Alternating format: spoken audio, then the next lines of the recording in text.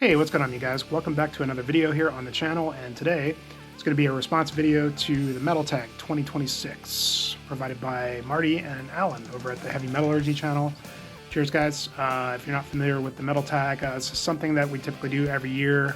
The larger metal YouTube community, typically somebody will pose a video titled the Metal Tag with a list of questions that's kind of designed for everybody to kind of post their own video and show off a little bit of the collection. So here is my edition again for this year.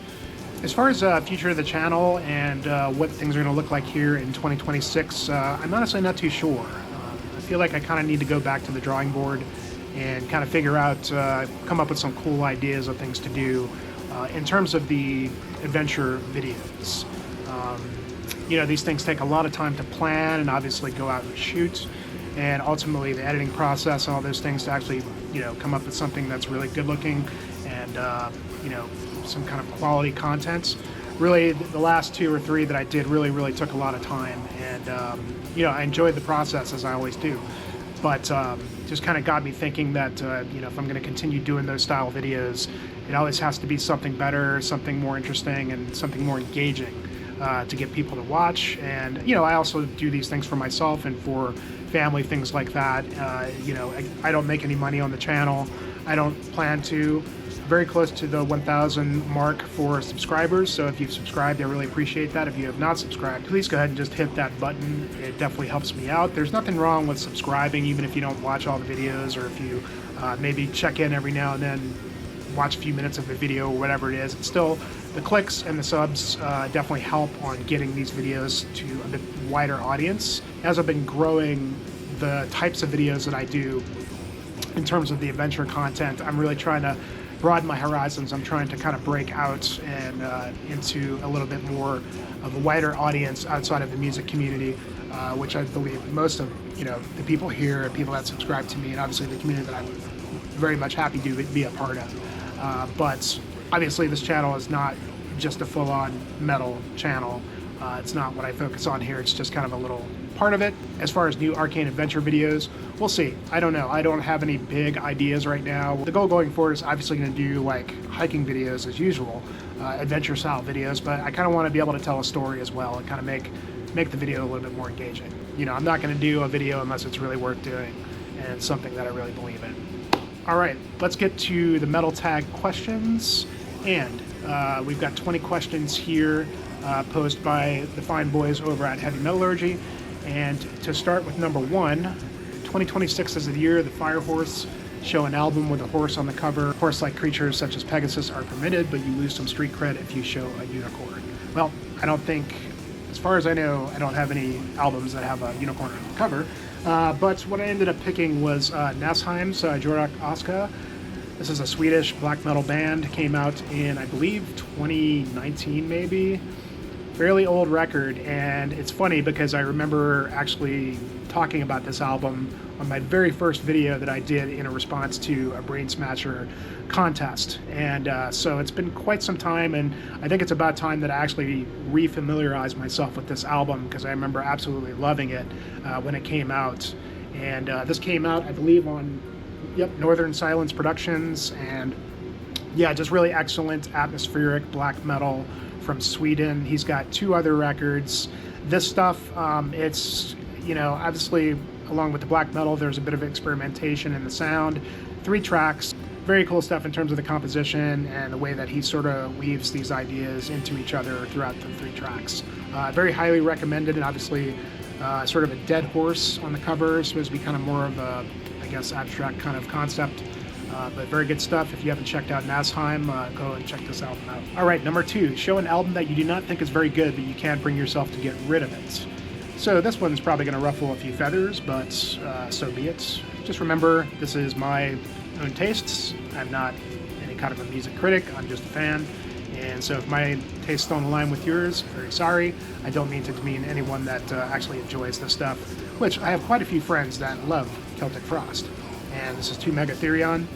This is one of the original Combat Noise pressings, and got a little bit of history with this album. And when I was like 9th or 10th grade, something like that, mid-90s, early mid-90s, had a buddy who had a neighbor that was having a garage sale, and I was hanging out with him. He was like, let's go check out his stuff. He's going to have some cool, he might have some cool albums to look through. So we go over there. I end up finding this and a few other LPs. Found the first 2 Exodus records, this, then there was Overkill's Taking Over, and Creator's Terrible Certainty. And I grabbed all of them. I think he charged me like $5 or something like that. He was just trying to get rid of stuff. At the time, I wasn't even a vinyl collector. I was just, this was all he had was vinyl. I was just mainly a CD tape kind of guy. I didn't even have a record player. So I got these LPs, and these LPs basically just sat in my room and collected dust for years until I finally got a chance to check them out. In those days, we didn't have the internet. Well, the internet was just about to come in the late 90s, obviously, but I never even got a chance to spin these and actually see what they sounded like. But I liked the cover art and stuck to it. Eventually, over the years, when I finally started to check out Celtic Frost, just a band that just never really quite did it for me, and I do like this album. I started to kind of warm up to it, even though I've just always felt that it was just, obviously it's a classic record, but it just feels a bit clunky to me. The riffs have always been kind of sort of rudimentary, and I never really got into Tom G's vocals. I just always thought he kind of sounded kind of dumb, to be honest. I just always felt like this was not really as well put together as some of the other stuff that I was hearing of its time. So even though maybe if I had grown up with this and been exposed to it at an earlier age, maybe I would have changed my mind. But, most of my friends think I'm crazy and don't get it. But I've tried and tried again over the years to sort of, find some sort of click with Celtic Frost. And it's just never really quite happened for me. I mean, obviously, this is one of the earlier records. I would say that Monotheist is probably a little bit better, at least for me. But I guess there's something about, I don't want to say when I say rudimentary, I don't mean that it's these guys aren't good musicians or something like that. I mean, there's albums that I like that are very, sort of simplistic and minimalistic. But I think just the riffs and the vocals and just the approach here just never really quite did it for me. But as a classic record and something that I've had since I was in high school, this is something I'm never going to get rid of. I went to my first Maryland Death Fest. They were doing 2 sets. They did a Triptychon set, and then the second night they did it was Hellhammer, Celtic Frost stuff. And at that time, I did another big dive in the band. And I finally just kind of settled with the fact that, I can see what people really like about this band. But it's just never been something that I've wanted to grab for very much. Even like Triptychon, I mean, I think it's good stuff. It's just not really my bag. But when we went to Maryland Death Fest, I went and checked out both of the sets, had a good buzz going, and I had a great time. It was a lot of fun just watching the bands. Everybody was just losing their shit because it's such a classic. Because it's such classic music. Funny enough, last year for my third Maryland Death Fest, the same thing happens, and they end up having both sets again, and I didn't even watch them at the time. All my friends were chomping at the bit to get close to the stage when Triptychon was playing, and when obviously the Celtic Frost tribute. And obviously at Maryland Death Fest, there's 4 different stages, so there's always something else going on. I don't remember what it was that I ended up checking out for the Celtic Frost set. I think for the Triptychon set, I ended up just going and sitting in the back and getting myself a hero, finally getting something to eat. You always got to find those moments where you can take a break, because it's constant, just moving from one stage to the next, to be honest. Circle of the Tyrants, of course, it's a classic. Many bands that I love are highly influenced by this band. But, I got to be honest, and it's just one of those ones that's just never really quite clicked with me. So, but I'll always keep this. I'm never going to get rid of it. All right, number 3, show your favorite new album release in 2025. My number 1 ended up being the Russian band Koan with their new record, Way Home. This is a sort of atmospheric, post-rock-ish sort of doom band. They've put out quite a few records. I've been a fan for quite a while. And this record really came toe-to-toe with the new Blue Das Nord record for my number 1. It's very emotional, very beautiful album. Very beautifully produced, just lots of layers in terms of the instrumentation. And Yeah, it's one of those ones that just really kind of hits you in the feels, like if you're an Alcest or things like that. It doesn't really sound like Alcest isn't black metal in any way, or black gaze or shoegaze or whatever. There's a shoegaze element here, but yeah, and these guys are, I believe they're from Russia. I think they actually live in Estonia now, but they've consistently wowed me with their material for the last like 3 albums. So Kalan's Way Home, definitely go check that out if any of that sounds good to you. All right, number 4, show a favorite album that is not a heavy metal album. I went ahead with the new Steven Wilson album, The Overview. This just came out last year. Steven Wilson's not really a metal guy. I mean, when he was doing Porcupine Tree, there was a little bit of a heavier kind of sound to them. And I know that he does like a little bit of metal here and there. For the most part, he's not metalhead or anything like that. But dude's been around for a while. I've really liked everything he's done for the most part.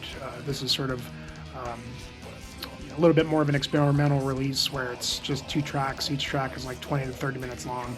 Really has a little bit of everything in terms of what he does in here. Progressive rock, electronic, a lot of Floydian sounding stuff, but it's very good. If you're not familiar with Steven Wilson, I'm sure you are. This was a really good one. All right, show an album that you can't remember ever hearing someone talk about on YouTube. And for this one, I went ahead with a band called Textures. And Textures is a Dutch sort of prog metal band. They've been around since the early 2000s. This first record, if I was to kind of like describe it, it would be like a mixture of like At the Gates, Strapping Young Lad, Cynic, and Meshuggah. Definitely take a lot from Meshuggah in terms of, they do the sort of genty kind of thing. They were doing like the sort of gent style before that term really came into fruition. Obviously, Meshuggah sort of popularized that term, but there was a slew of bands like in the early 2000s that were starting to experiment, and it became gent. And Textures eventually got sort of lumped into that category. But they were kind of doing this stuff before any of those guys, and in my opinion, I think they do it a lot better than a lot of those bands. It's not really typically a sound that I go for very often.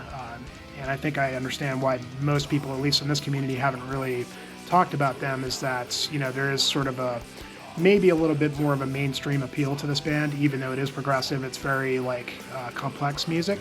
But these guys have a way of making really complex stuff into memorable, just sort of anthemic songs. All excellent musicians, and a lot of different vocal styles in terms of the harsh vocals and the clean vocals. Sometimes the harsh vocals can kind of come off a little metalcore-ish.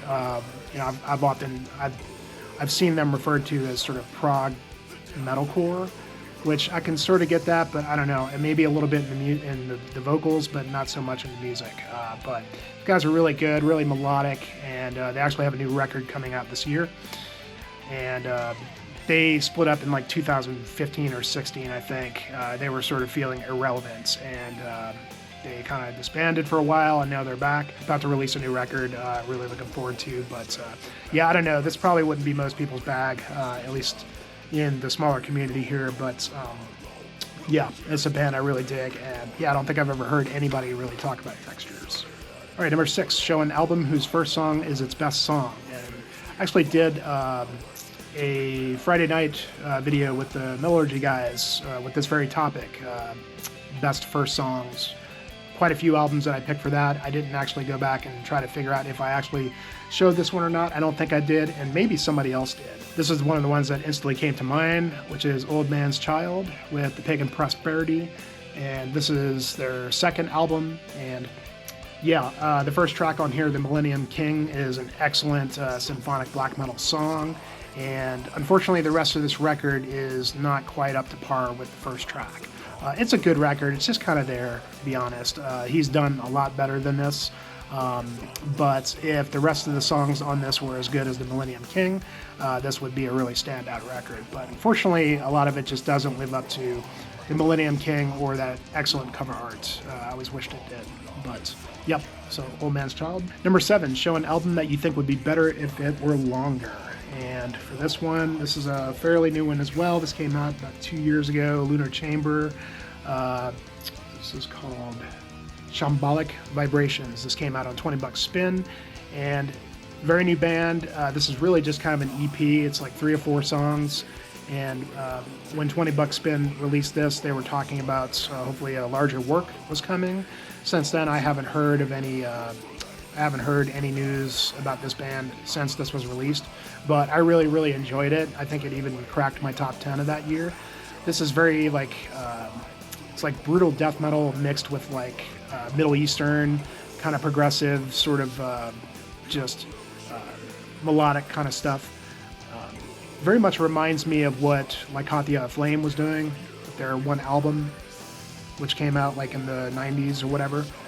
But yeah, it's just really good stuff. Fretless bass, just really cool instrumentation, but real brutal death vocals. And when they actually get really heavy, there's lots of blast beats and things like that. But they do, kind of have an interesting sound to them that I haven't really quite heard from any other bands, other than the aforementioned Lycothia Flame. But yeah, really good, tight 4 or 5 song EP.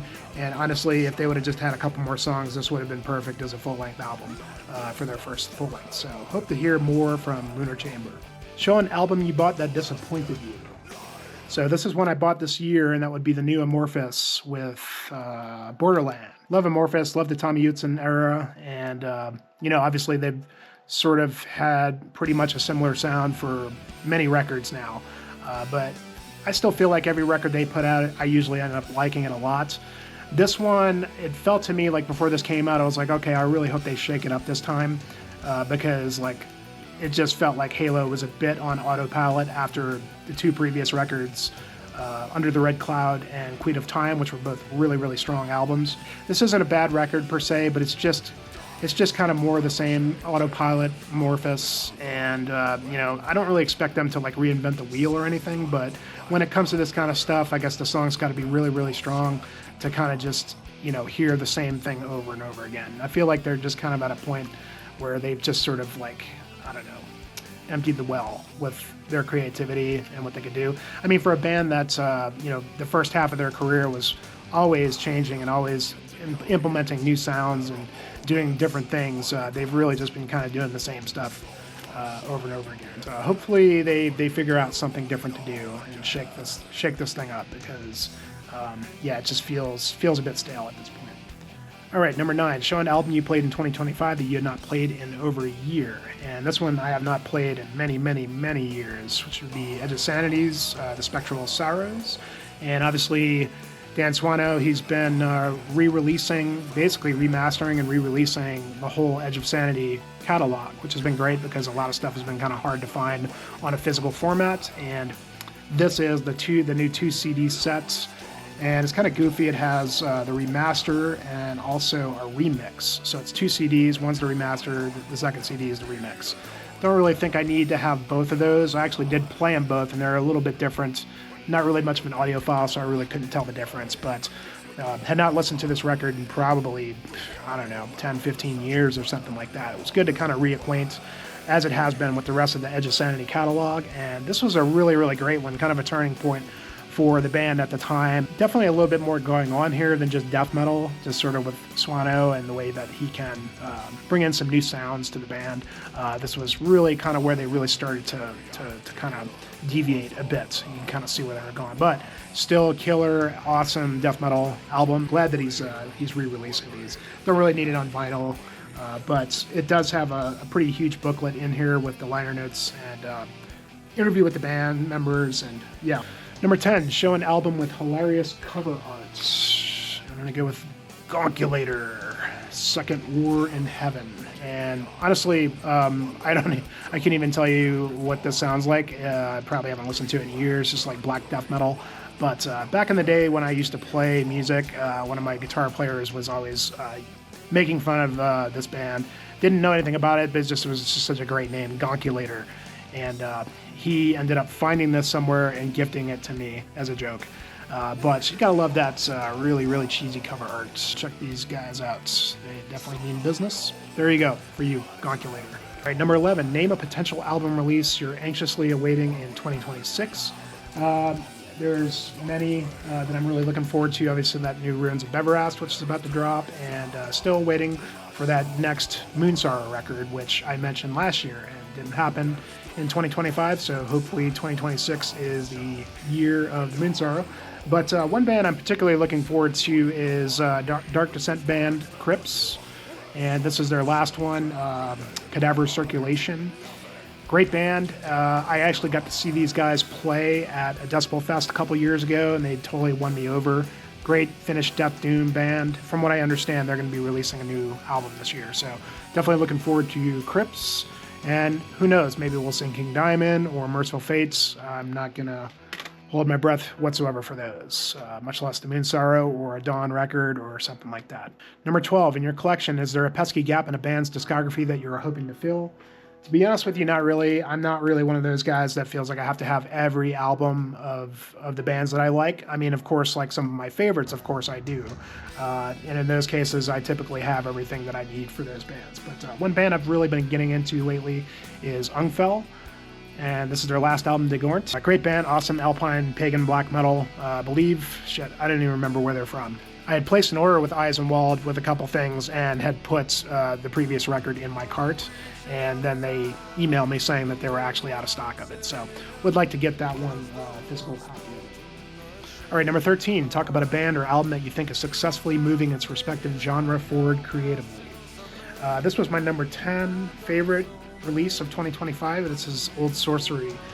This is Dungeon Synth, and this guy been releasing quite a few records. This is his new one, and he's got a bunch of other projects too. He's got his sort of 90s like melodic black metal band Warmoon Lord, and then there's Argon Thorns, which is kind of more of a Balsagot thing, and then he's got the Tenebrarium record that released last year, I believe it was. That's kind of more of an art house rock, kind of progressive rock kind of thing, instrumental.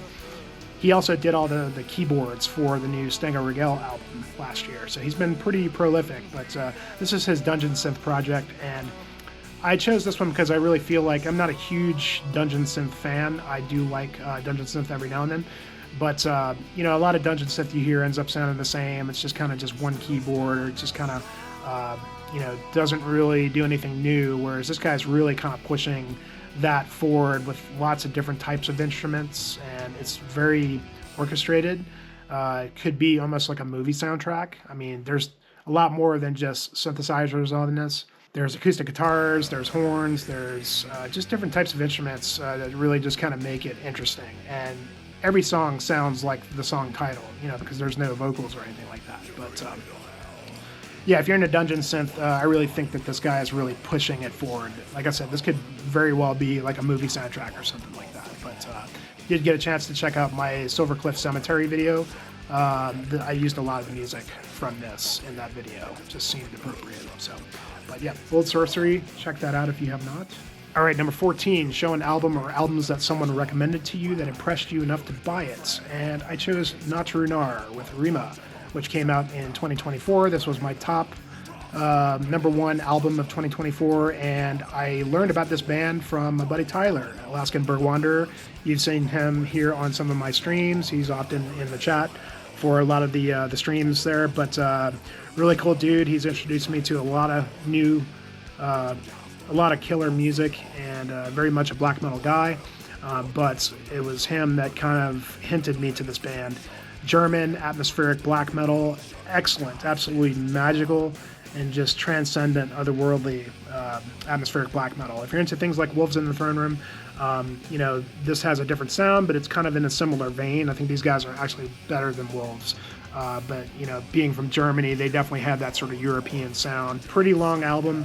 The whole second half of the record is more like ambient stuff, which kind of sounds goofy. It's like there's a full record of black metal with like ambient interludes, and then the second half of it is just all ambient stuff, and which sounds kind of goofy, but it works.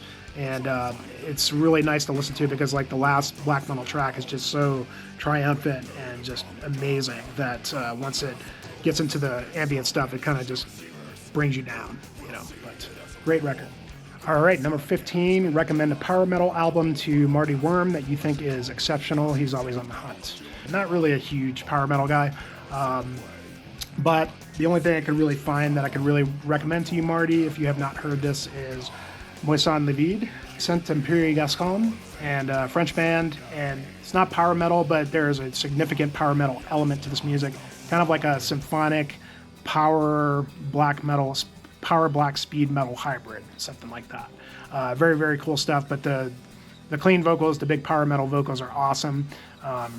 and it's just, yeah, really kind of unique in a way. Yeah, Marty, if you haven't heard Moissan Levide, obviously not a power metal record, but significant power metal element, and I think you would definitely dig this, as would anybody else that likes a sort of hybrid approach to your metal. Number 16, what is the last album you bought in 2025? And this isn't actually the last one I actually bought, but this is one that I bought that showed up, like, I think pretty much like one of the last days of the year, which is the very first Limbonic Art record. All the Limbonic Art stuff has been seeing repressings, and this is a band that I kind of missed out on back in the day.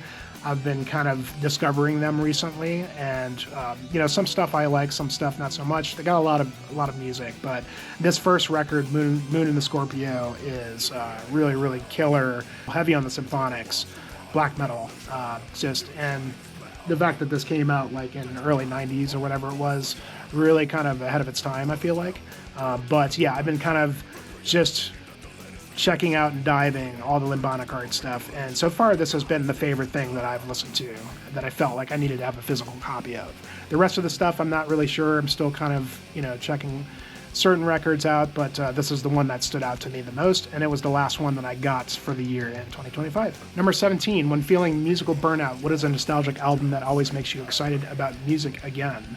This isn't one that I necessarily always think of, but I thought of it recently, having just finished the new Chuck Schuldiner book, Born Human.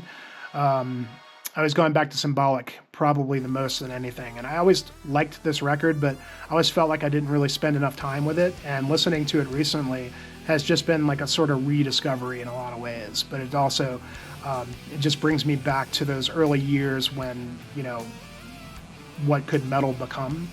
And obviously Schuldiner was really just on the cutting edge of like pushing the genre forward. And so if I'm like really feeling burnt out right now, I feel like I would just go back to this record, and it's just a sheer joy to listen to. I mean, obviously this was quite different from what they were doing before. It's almost like a melodic death metal record. But I just, Haugland's drumming on this thing, and just the relative like catchiness of this album is just cannot be denied. So many good songs on this thing, and yeah, I mean, I can probably go back to this or Human, just to kind of remember what it was like when I was young, just kind of discovering all this stuff and just being blown away by what was possible as a metal band. If you haven't read Born Human yet, it's a great read. I finished it literally in like 3 or 4 sittings.